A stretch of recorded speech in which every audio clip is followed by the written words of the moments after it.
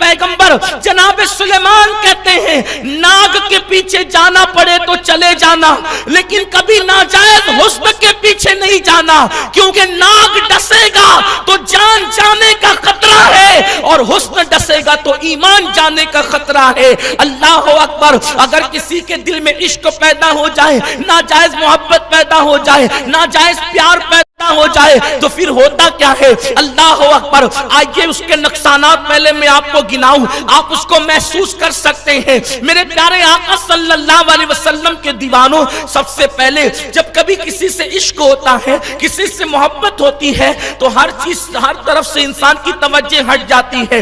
कारोबार करने वाले का दिमाग कारोबार में नहीं लगता, पढ़ने वालों का दिमाग पढ़ाई में नहीं लगता, काम काज करने वालों का दिमाग काम काज में नहीं लगता, बस एक उलझन सी होती रहती है, बेचैनी और बेकरारी होती रहती है। शैतान दिमाग उसी में चाहे वो लटका देता है, शैतान जो है दिमाग उसी में उलझा देता है। न खाना अच्छा लगे, न पीना अच्छा लगे, न नींद आए, न माँ बाप अच्छी लगे, न माँ बाप अच्छे लगे, न औलाद अच्छे लगे, कुछ अच्छा नहीं लगता, बस उसी का ख्याल होता है जिससे इश्क होता है। नींद भी नहीं आ रही है, खाना भी अच्छा नहीं लग रहा है, तालीम में भी दिल नहीं लग रहा है, तवज्जो काम पर भी नहीं हो रही है, बस कब भागू भागू और जल्दी से जा करके मुलाकातें करूं। मेरे प्यारे आका सल्लल्लाहु अलैहि वसल्लम के दीवानों और ऐ बीबी ज़हरा की कनीजों, अब इसका नुकसान क्या होता है? जब इंसान पढ़ाई पे तवज्जो नहीं करेगा तो वो कामयाब होने की बजाय नाकाम होगा, वो नाकामी का मुंह देखेगा। इसीलिए आप देखें, आज से पहले इल्मी सलाहियतों का जो मेयार था मुसलमानों का, आज वो कितना घट गया है। डिग्रियां तो पास में है, मगर सलाहियतें पास में नहीं है। उसकी वजह यह है कि आज मुस्लिम बच्चे कॉलेज की के जीने पे कदम रखने के बाद अब किताबों को कम पढ़ते हैं, चेहरों को ज्यादा पढ़ते हैं।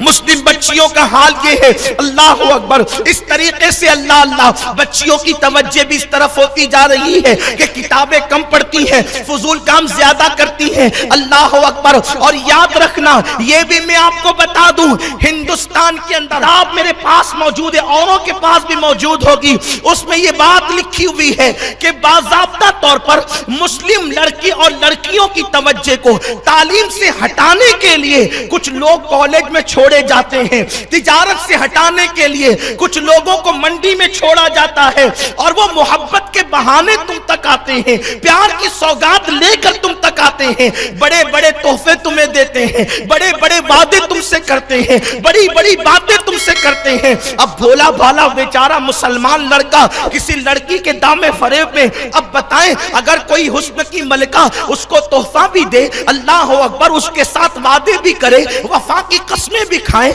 जिंदगी गुजारने के लिए जो है वो सर पे हाथ रख करके कस्में भी खाए, तो एक नौजवान तो पिघल जाएगा। और लड़कियों का यही हाल है, हमारी बच्चियां तो और ज्यादा भोली भाली है। तो मेरे प्यारे आका सल्लल्लाहु अलैहि वसल्लम के दीवानों, कभी कोई हम मजहब बनकर आएगा, कभी कोई गैर मजहब बनकर आएगा, लेकिन याद रखना, किसी भी लिबास में आए वो तुम्हारा कभी मोहसिन नहीं हो सकता, वो कभी भी तुम्हारा जो वफादार नहीं हो सकता। उनको बाज़ाब्ता तौर पर सहूनी ताकतों की तरफ से छोड़ा गया है, इस्लाम दुश्मन ताकतों की तरफ से, ताकि तुम्हारी बेटियां कॉलेज में नंबर आगे न ला सके। अल्लाह अल्लाह, बल्कि यहां तक कि ये साजिश है इस्लाम दुश्मन ताकतों की तरफ से कि मुस्लिम बेटियों के पेट में, अल्लाह अकबर, यहूद और नसारा के बच्चे परवरिश पाए। मेरे प्यारे आका सल्लल्लाहु अलैहि वसल्लम के दीवानों, कितनी भयानक ये साजिश है, इस साजिश को समझने की जरूरत है। लेकिन अल्लाह अकबर, वो वादे करते हैं, वो तोहफे देते हैं, और पता नहीं कैसी कैसी बातें करते हैं। मैं आपसे पूछना चाहता हूं, ये जो कॉलेजेस में आकर, ये मोहल्लों में आकर, या इंटरनेट पर बैठकर, या फेसबुक पर बैठकर जो तुम्हारे साथ चैटिंग करके बड़े बड़े वादे कर रहे हैं, आप मुझे बताएं, क्या उसके घर में उसकी बहन नहीं है? क्या उसके घर में उसकी मां नहीं है? मेरी कौम की बेटियों, ये बताओ, फेसबुक पर रात के 3 बजे जो ये कहता है कि मैं तुझसे प्यार करता हूं और तेरे लिए आसमान के सितारे जमीन में बिछा सकता हूं, वो झूठा है, कज़्ज़ाब है, मक्कार है, मुनाफिक है। इसलिए कि उसके दिल में अगर मोहब्बत होती तो वो किसी अजनबी औरत को ये न कहता कि तेरी मोहब्बत में आसमान के तारे जमीन में ला दूंगा। वो अपनी मां के कदम पकड़ करके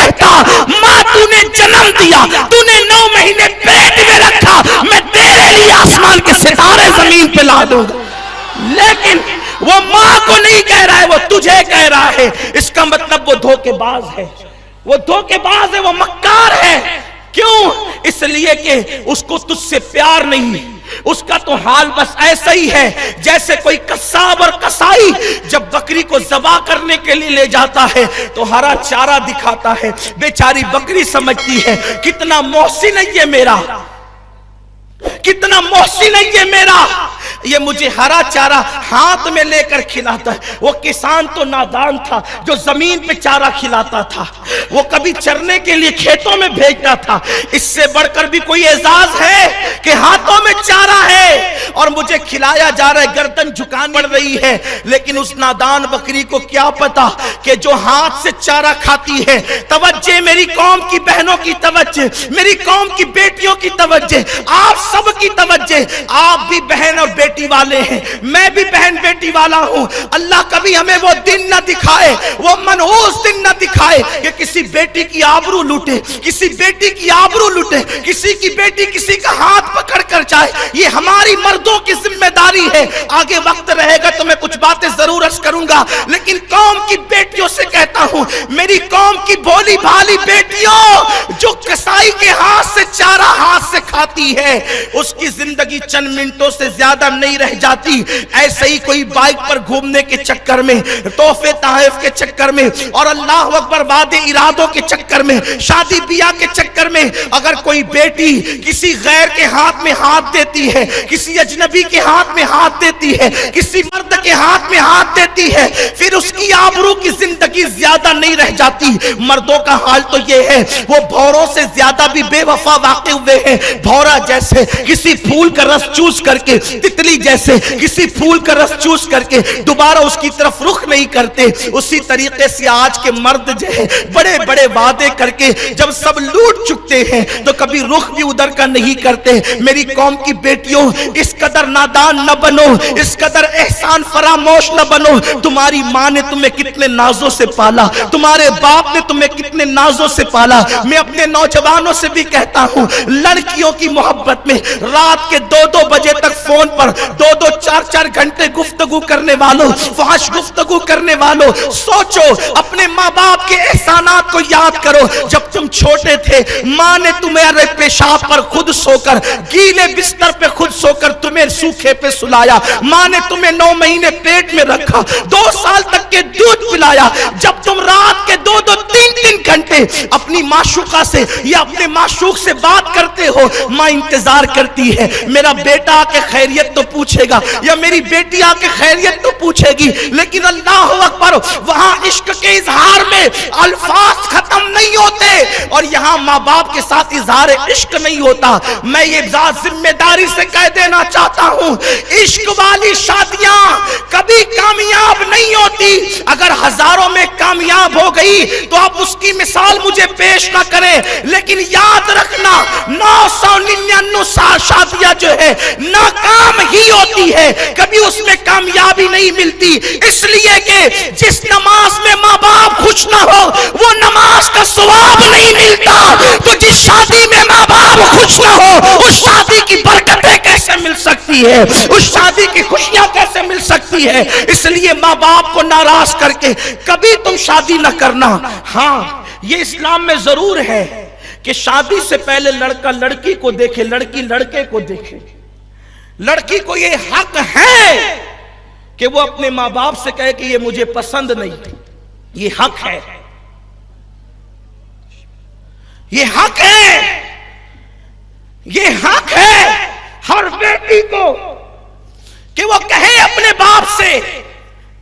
ڈائریکٹ نہیں کہہ سکتی, بھابیوں کے ذریعے کہے, بہنوں کے ذریعے کہے, کسی کے ذریعے کہے, لیکن کہے. ہمارے یہ نہیں کہ اٹھا کر کسی کے بھی ساتھ آپ رشتہ باندھ دیں, نہیں. بیٹی سے پوچھا جائے گا, بیٹے سے بھی پوچھا جائے گا, لیکن یہ بھی اجازت نہیں دی جا سکتی کہ بیٹی خود ڈھونڈ لے, بیٹا خود ڈھونڈ لے. نہیں, ہم خود نہیں ڈھونڈ سکتے, ڈھونڈنا ماں باپ کو. اب یہاں پر کوئی اعتراض کر سکتا ہے کہ جب رکھنا ہمیں ہے, دھیان سے سننا, بہت اسمارٹ مت بنو, اوور اسمارٹ مت بنو, دین کے پابند بنو. शरीयत के पाबंद बनो। पसंद आपकी, नापसंद आपकी। आपकी पसंद और नापसंद से ही शादी होगी। बेटी की पसंद के बगैर बाप को हक नहीं। बेटी अगर बालिग हो गई, बाप को हक नहीं है कि अपनी मर्जी से कहीं भी उठा के दे दे, नहीं।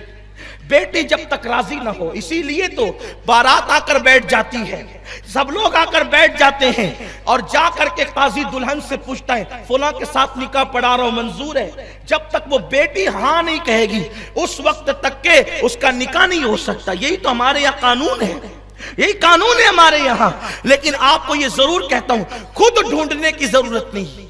आपको चाहिए ना, आप माँ बाप से ढूंढवाएं। क्यों? इसकी वजह यह है, एक बात आपसे कहूं, हमारे यहाँ बेटी की बड़ी इज्जत है। हमारे यहाँ बेटी की हैसियत बकरियों की तरह नहीं है, भेड़ों की तरह नहीं है कि नफ्स की प्यास बुझाने के लिए वो खुद ही ढूंढती फिरे। हमारे यहाँ ये जो है वो ये शान है कि निकाह के लिए बाप ढूंढता है बेटी के लिए रिश्ता, माँ ढूंढती है बेटी के लिए रिश्ता, दादी ढूंढती है पोती के लिए रिश्ता, दादा ढूंढता है पोती के लिए रिश्ता, मामू ढूंढता है भांजी के लिए रिश्ता।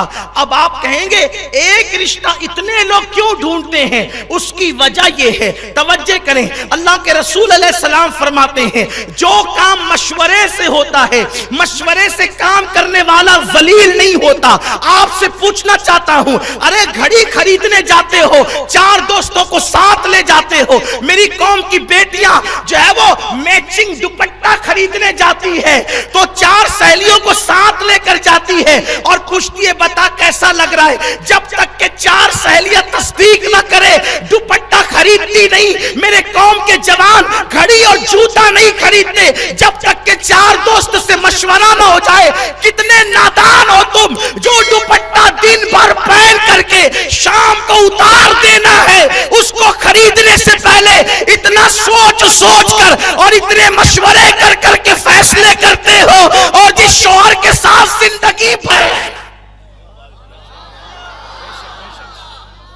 दुपट्टा एक दिन ओढ़ना है सुबह से शाम, उसके लिए इतने मशवरे, उसके लिए इतनी सोच, उसके लिए इतनी फिक्र। और जिसको जिंदगी भर का साथी बनाना है, इंटरनेट पर उसके डायलॉग से मुतासिर हो जाते हैं, व्हाट्सएप पर उसके डायलॉग से मुतासिर हो जाते हैं, उसके सफेद चमड़ी से मुतासिर हो जाते हैं। मैं पूछना चाहता हूं, क्या सफेद चमड़ी सब कुछ है? मैंने बहुत खूबसूरत लड़कों को देखा, 2 बच्चों के बाद उनकी शक्ल बदल गई। बहुत सी खवातीन को हम जानते हैं, बड़े हुस्न की मलिका थी, शादी के बाद ऐसी बीमार हुई कि चेहरा देखने के काबिल न रहा। और बहुत बड़ा तजुर्बा है लोगों को, सफेद चमड़ी पर जिंदगी के फैसले न करो, उसका फैमिली बैकग्राउंड भी तो देखो। जूते सिलने वाला तो नहीं है, पॉकेटमार तो नहीं है, चोर तो नहीं है, उचक्का तो नहीं है। और आप लड़की का फैमिली बैकग्राउंड भी तो देखो, कहीं उसके घर के लोग बदकार तो नहीं है, मोहल्ले से बिरादरी से निकाले हुए तो नहीं है। सिर्फ सफेद चमड़ी को क्या चाटोगे? जिंदगी भर पड़ी हुई है। हमारे यहाँ इस्लाम में एक चीज नहीं बल्कि 4 चीजें देखी जाती है, और 4 चीजों में भी सबसे अव्वलियत मजहब को दी जाती है, मजहबी शराफत को दी जाती है। हम अमीर और गरीब नहीं देखते, हम काला गोरा नहीं देखते, अल्लाह अकबर, और हम हसब और नसब भी ज्यादा नहीं देखते। हम ये देखते हैं अल्लाह रसूल का कितना वफादार है और अल्लाह रसूल की कितनी वफादार है। अगर वफा देख लेते हैं तो फिर हम कुछ और नहीं देखते, इसलिए कि जो खुदा वो रसूल का वफादार होगा वो अपनी बीवी का भी वफादार होगा, और जो खुदा वो रसूल की वफादार होगी वो अपने शौहर की भी वफादार होगी।